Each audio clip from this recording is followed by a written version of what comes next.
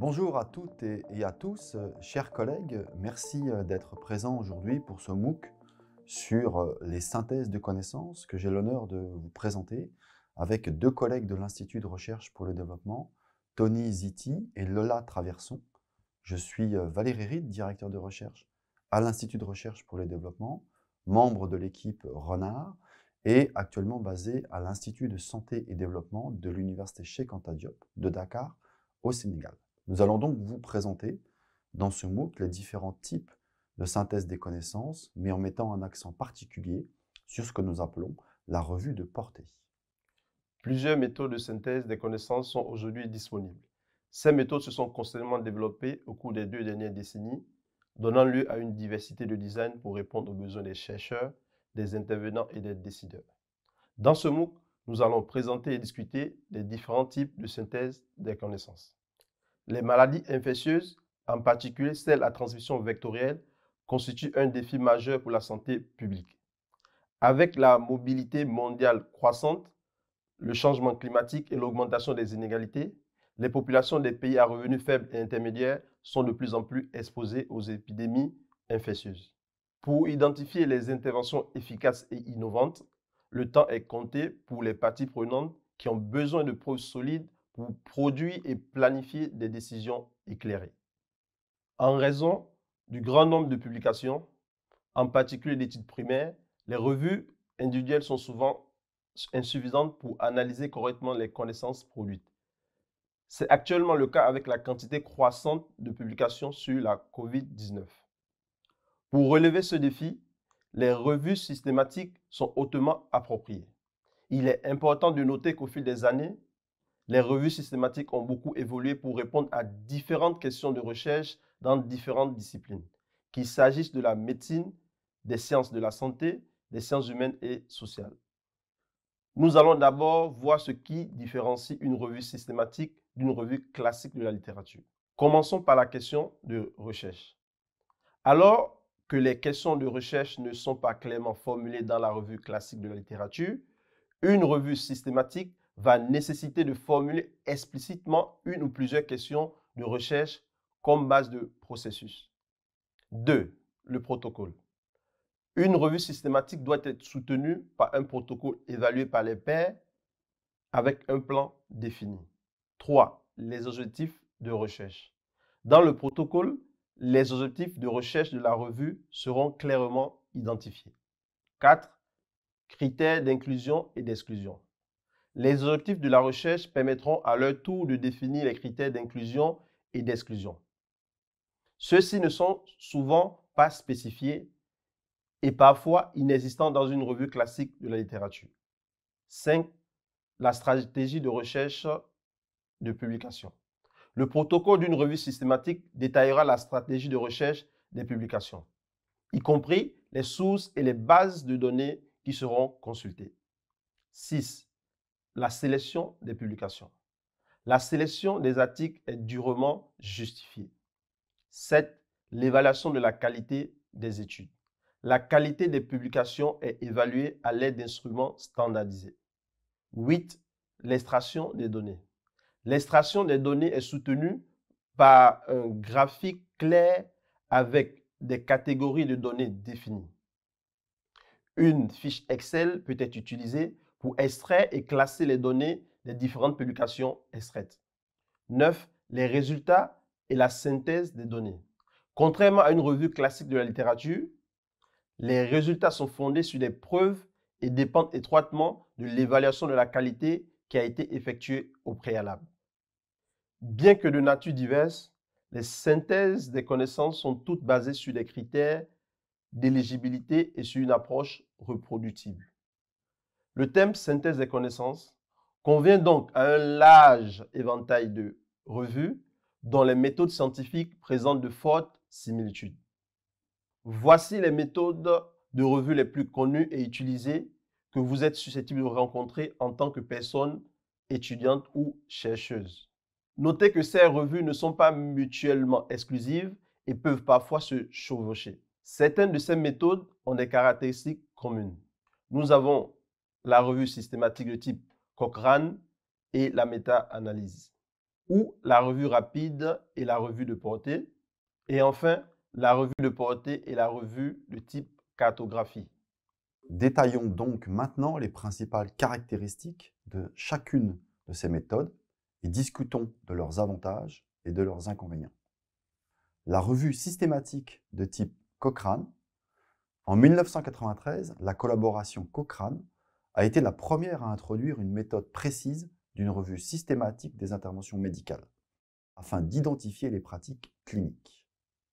Sur la base d'une question de recherche très spécifique, elle vise à identifier les meilleures preuves existantes provenant d'études ayant des designs similaires.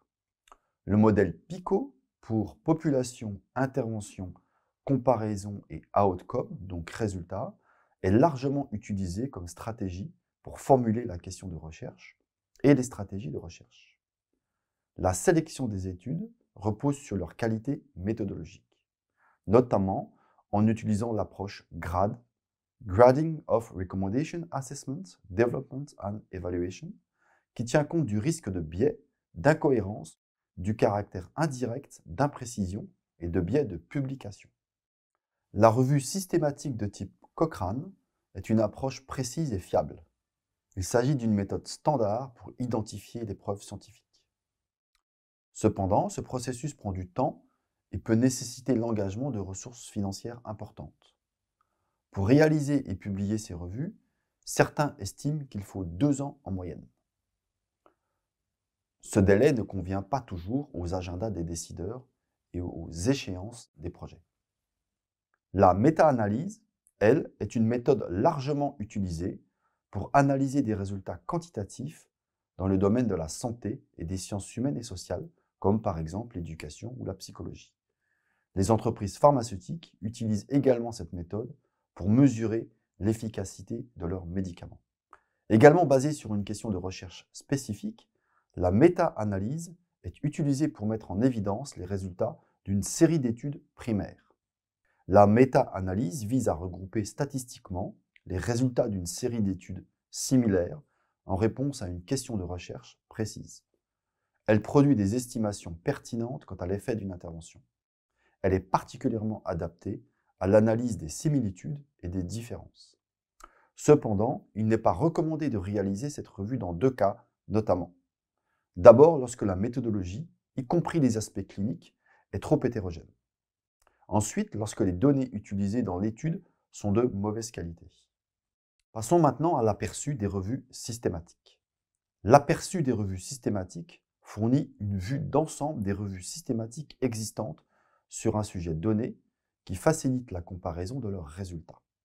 Elle est généralement appliquée dans le secteur biomédical où les revues systématiques sont très souvent utilisées. Cet aperçu des revues systématiques est une méthode rigoureuse pour comparer les résultats de différentes revues systématiques.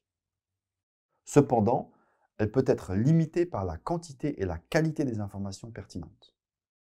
En outre, la diversité des critères d'éligibilité et des méthodes d'évaluation peut également restreindre de manière importante sa pertinence. Passons maintenant à la revue systématique actualisée. Une fois publiée, seule une minorité de revues systématiques sont mises à jour dans les 2 années qui suivent. Ainsi, l'objectif principal de la revue systématique actualisée est de mettre à jour une revue systématique existante avec des preuves pertinentes nouvellement publiées par les équipes de recherche. Les résultats de ce type de revue ne sont ainsi jamais périmés, car ils sont continuellement mis à jour. L'utilisation d'une revue systématique actualisée est appropriée lorsqu'une question de recherche est d'une importance primordiale. Elle est également pertinente lorsque les résultats restent incertains et que de nouvelles informations sont susceptibles de les modifier ou lorsque le domaine étudié évolue rapidement. Cependant, cela nécessite un financement continu et un système de mise à jour solide. De même, la coordination des équipes et l'adaptation aux nouveaux outils et technologies sont essentielles. La revue rapide. La caractéristique la plus forte d'une revue rapide est la possibilité qu'elle offre de fournir des preuves en temps opportun. La revue rapide est utile pour avoir une vue d'ensemble de l'état actuel des connaissances. elle est particulièrement appropriée pour éclairer la prise de décision. Cependant, un dialogue continu avec les personnes qui prennent des décisions au cours du processus constitue un défi. On estime que la réalisation d'une revue rapide prend de 5 à 12 semaines en moyenne. Pourtant, en raison de raccourcis méthodologiques, les résultats de la revue rapide peuvent être moins fiables que ceux d'autres types d'examens présentés dans ce MOOC. Parlons maintenant de la revue mixte. Ce type de revue vise à identifier et combiner les résultats d'études de type qualitatif, quantitatif et mixte. Bien que la revue mixte soit utile pour les questions complexes et permette de mieux comprendre les enjeux, elle nécessite d'utiliser de nombreuses bases de données. En outre, de solides compétences en analyse qualitative et quantitative sont nécessaires au sein de l'équipe tout au long du processus de la revue. Abordons maintenant la revue systématique qualitative. L'objectif principal des revues systématiques qualitatives est d'explorer en profondeur une question de recherche en identifiant et analysant les études qualitatives connexes. On peut distinguer 3 sous-catégories différentes de revues systématiques qualitatives. La revue qualitative thématique, l'analyse basée sur un cadre conceptuel et enfin la méta-ethnographie. Les revues systématiques qualitatives peuvent être utilisées pour identifier et analyser des thèmes, des concepts ou des théories spécifiques à plusieurs études ou pour expliquer des comportements, des expériences et des interactions dans leur contexte respectif. La force de la revue systématique qualitative est de rassembler des perspectives différentes, voire parfois contradictoires. Cependant, le processus peut prendre beaucoup de temps, alors que les résultats peuvent être difficiles à mettre en pratique. Voyons maintenant ce qu'est une revue réaliste. La revue réaliste vise à comprendre ce qui détermine le succès ou l'échec d'interventions complexes. La revue réaliste permet d'expliquer comment le contexte influence les résultats d'une intervention. Elle explore en particulier 3 composantes majeures. D'abord le contexte, ensuite les mécanismes et enfin les effets de l'intervention. Les résultats sont faciles à comprendre par les décisionnaires politiques. Cependant, la réalisation d'une revue réaliste requiert une expérience concrète et des compétences analytiques en matière d'intervention et de programme. Évoquons maintenant la revue de type cartographie. La revue de type cartographie, également appelée par d'autres carte des données probantes, est appropriée pour décrire et organiser, d'une manière facilement compréhensible et conviviale, un volume important de données probantes en réponse à un vaste sujet ou à une question de recherche. Les résultats de la revue sont souvent présentés dans des formats visuels qui peuvent soutenir le processus de délibération et de prise de décision. Cependant, les recherches dans les bases de données sont extensives et nécessitent une sélection minutieuse. Finalement, voyons la revue de portée.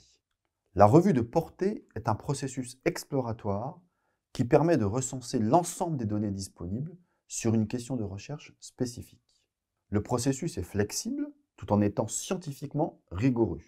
La revue de portée facilite l'obtention d'un aperçu complet d'un sujet de recherche particulier. Cependant, elle nécessite d'élaborer et de travailler sur différentes stratégies de recherche pour identifier la plus convenable. En raison d'un grand nombre d'études qui peuvent être extraites, une équipe spécialisée doit être chargée de ce processus. Dans la prochaine vidéo, Lola Traverson va nous guider pas à pas dans le processus de la revue de portée.